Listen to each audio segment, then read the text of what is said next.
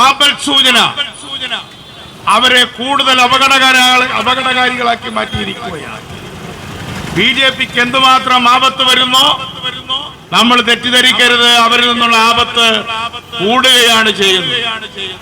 അതിന്റെ ഭാഗമായിട്ടാണ് ഒരു മദ്യനയത്തിന്റെ പേര് പറഞ്ഞുകൊണ്ട് ഡൽഹിയുടെ മുഖ്യമന്ത്രിയായിട്ടുള്ള കേജ്രിവാളിനെ ജയിലിലടച്ചിരിക്കുന്നു. കേജ്രിവാളിന്റെ മന്ത്രിസഭയിലെ മറ്റൊരംഗത്തെ നേരത്തെ ജയിലിലടച്ചു. ഇപ്പൊ മുഖ്യമന്ത്രി തിഹാർ ജയിലിൽ കിടക്കുന്നു.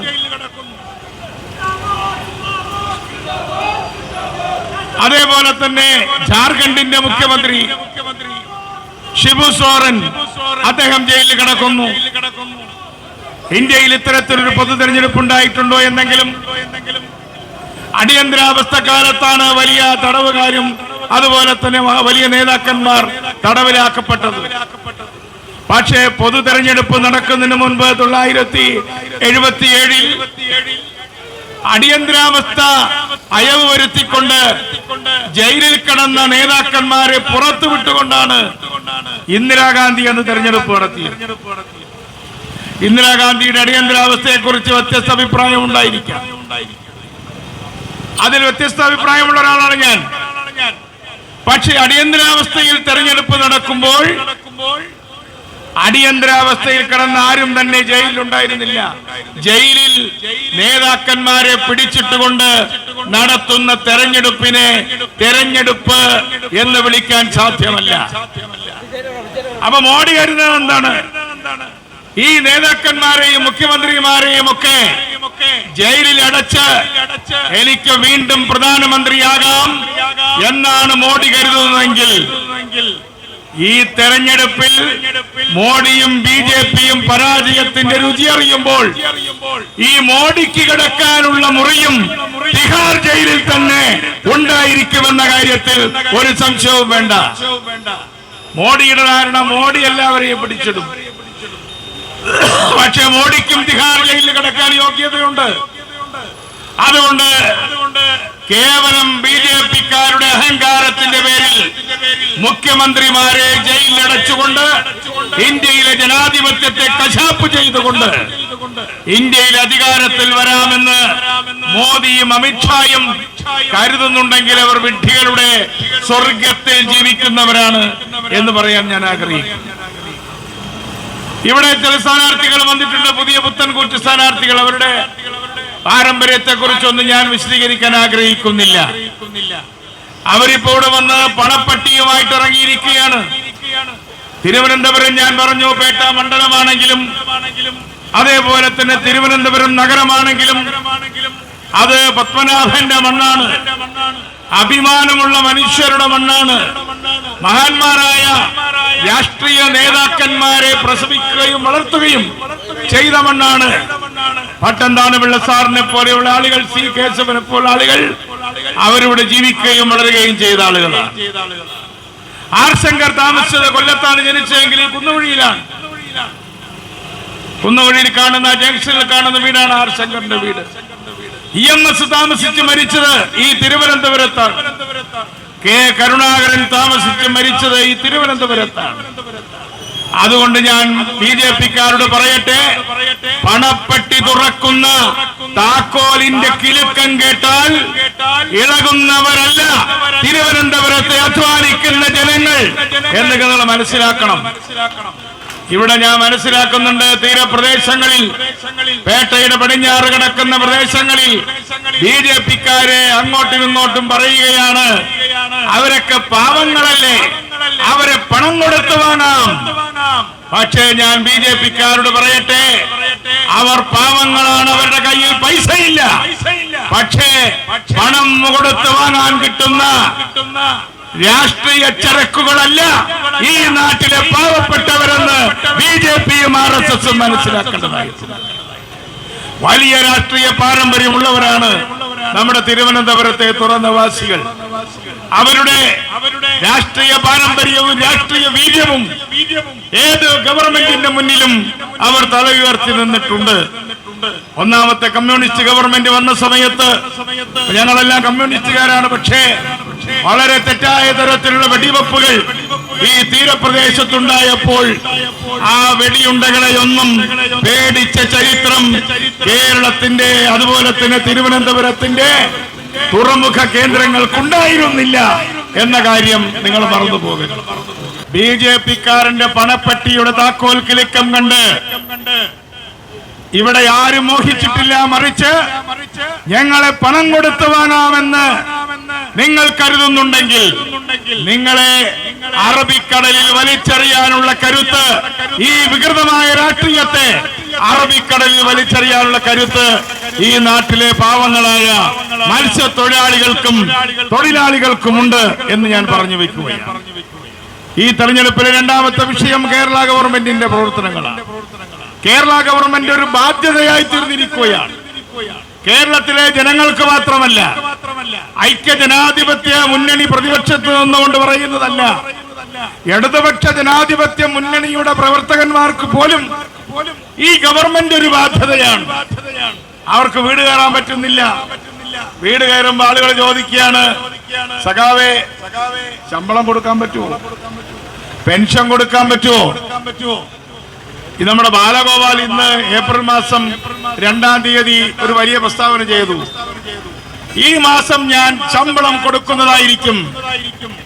ഒരു ധനമന്ത്രി പറയാണ് ശമ്പളം കൊടുക്കും, ശമ്പളം കൊടുക്കുന്ന ഒരു പ്രഖ്യാപനം നടത്തി. ശമ്പളം കൊടുക്കുന്നതിന്റെ ഉദ്ഘാടനം ട്രഷറിയിൽ വെച്ച് നടത്താത്തത് മഹാഭാഗ്യമെന്നേ ഞാൻ വിചാരിക്കുന്നുള്ളൂ. ശമ്പളം പോലും കൊടുക്കാൻ പറ്റാത്ത ഒരു ഗവൺമെന്റ്. അതുപോലെ തന്നെ പെൻഷനുകള്. ഇപ്പൊ ഞാൻ ഈയിടെ ഒരു സമരം നടത്തി.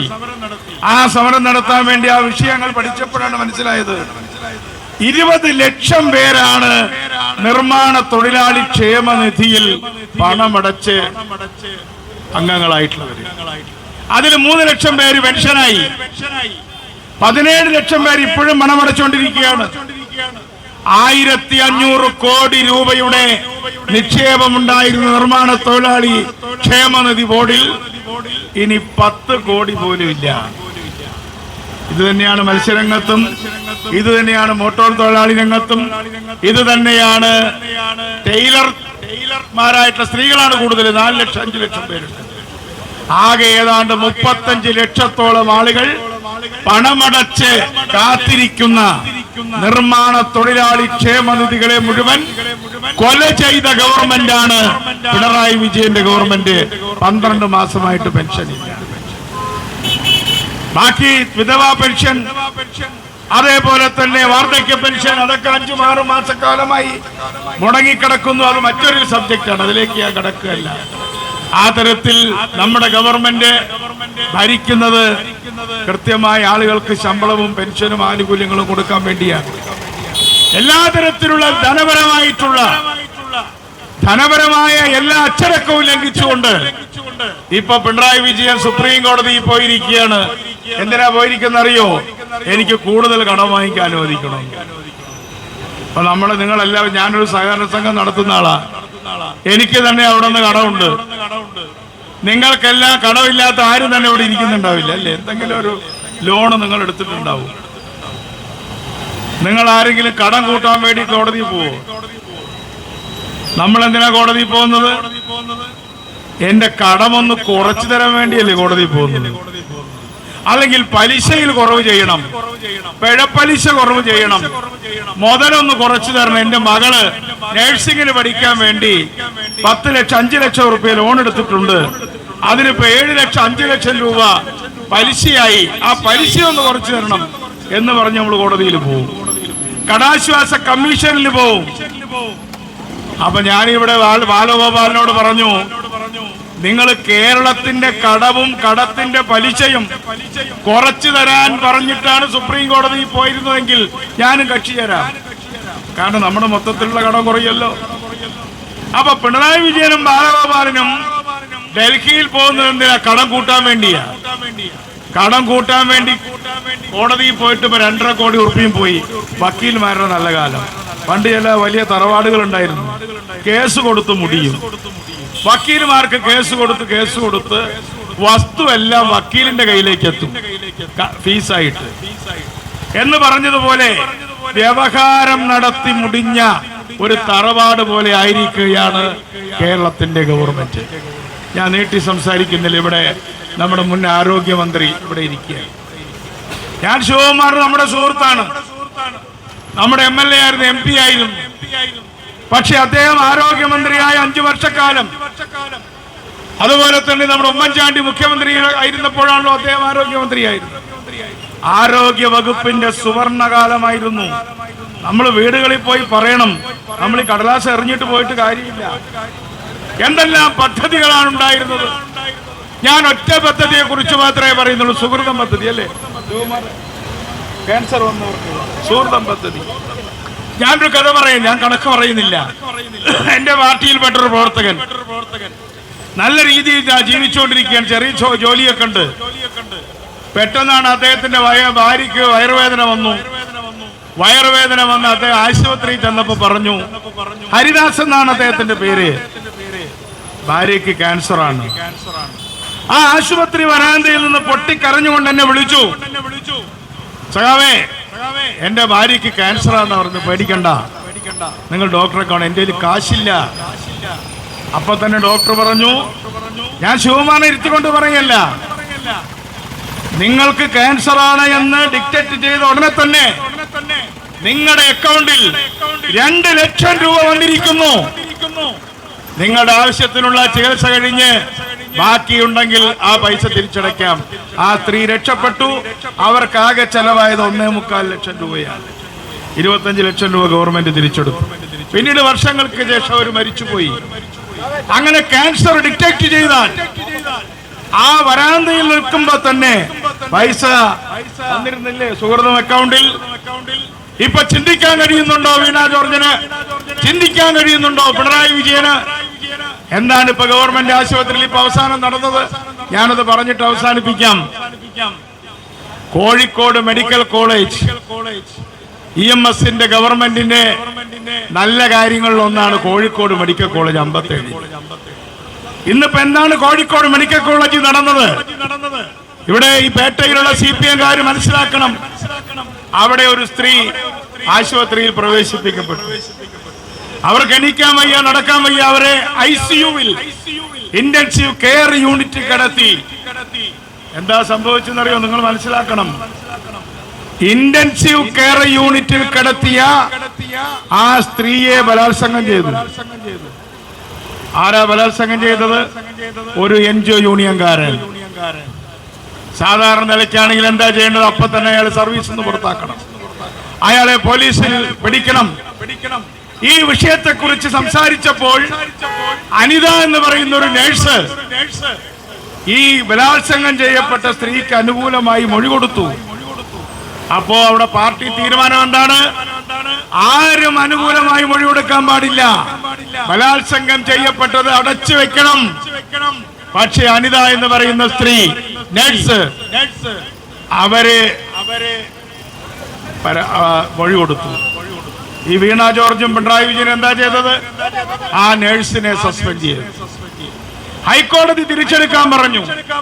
ഹൈക്കോടതി തിരിച്ചെടുക്കാൻ പറഞ്ഞിട്ട് പോലും തിരിച്ചെടുത്തില്ല.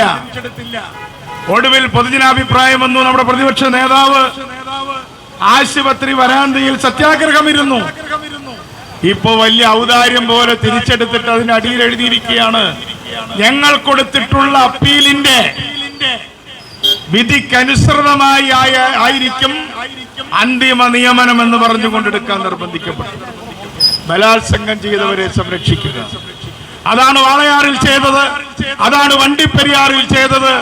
6ഉം 9ഉം വയസ്സുള്ള പെൺകുട്ടികളെ ബലാത്സംഗം ചെയ്ത് കെട്ടിത്തൂക്കിയ ആളുകളുടെ വക്കാലത്താണ് ഇന്ന് CPM-കാർ എടുത്തുകൊണ്ടിരിക്കുന്നത്. അതിന്റെ ഏറ്റവും ഭീകരമായ സംഭവമാണ് നമ്മുടെ നെടുമങ്ങാടുകാരനായിട്ടുള്ള സിദ്ധാർത്ഥൻ എന്ന് പറയുന്ന ഒരു വിദ്യാർത്ഥി. ആ വിദ്യാർത്ഥിയെ മാസങ്ങളോളം പീഡിപ്പിച്ചു. ഒടുവിൽ 3 ദിവസം ഭക്ഷണം പോലും കൊടുക്കാതെ കസേരയിൽ കെട്ടിയിട്ട് തല്ലി തല്ലി കൊന്നു. പോസ്റ്റ്മോർട്ടം കഴിഞ്ഞപ്പോ ഡോക്ടർമാർ എന്താ പറഞ്ഞതെന്നറിയോ? ഡോക്ടർമാര് പറഞ്ഞത് ആ കുട്ടിയുടെ വയറ്റിൽ ലിവറും കുടലും പാങ്ക്രിയാസും ഒക്കെ ഒന്നായി. ചവട്ടി ചമ്മന്തിയാക്കുക എന്ന് കേട്ടിട്ടില്ലേ? എന്നിട്ട് ആ കൊലയാളികളെ സംരക്ഷിക്കാനും ഈ ഗവൺമെന്റ് നടക്കുകയാണ്. ഞാൻ നീട്ടി സംസാരിക്കുന്നില്ല. അതുകൊണ്ട് കേന്ദ്ര ഗവൺമെന്റിനും കേരള ഗവൺമെന്റിനുമെതിരായി വിധി എഴുതാനുള്ള അസുലഭമായ ഒരു സന്ദർഭം നമ്മുടെ കയ്യിൽ വന്നിരിക്കുകയാണ്. അതിനടിസ്ഥാനത്തിൽ ശശി തരൂരിന് വോട്ട് ചെയ്യണം. ശശി തരൂർ 3 തവണ വമ്പിച്ച വിജയം ഉണ്ടാക്കിയ ഒരു MP ആണ്. ഞാൻ നേരത്തെ പറഞ്ഞതുപോലെ ഒരുപാട് മഹാരഥന്മാരെ ജയിപ്പിച്ച ഒരു മണ്ഡലമാണ് ഈ തിരുവനന്തപുരം. VK കൃഷ്ണമേനോനെയും K കരുണാകരനെയും ഈശ്വരയ്യരെയും എല്ലാം ജയിപ്പിച്ച ഒരു മണ്ഡലമാണ്. ഈ മണ്ഡലത്തിൽ നിന്ന് ഒരിക്കൽ കൂടി ശശി തരൂരിനെ വിജയിപ്പിക്കണം. അദ്ദേഹത്തിന്റെ ചിഹ്നം കൈപ്പത്തിയാണെന്ന് പ്രത്യേകിച്ച് പറയേണ്ട ആവശ്യമില്ല. പിന്നെ മൂന്നാമതൊരു സ്ഥാനാർത്ഥി നിൽക്കുന്നുണ്ട്.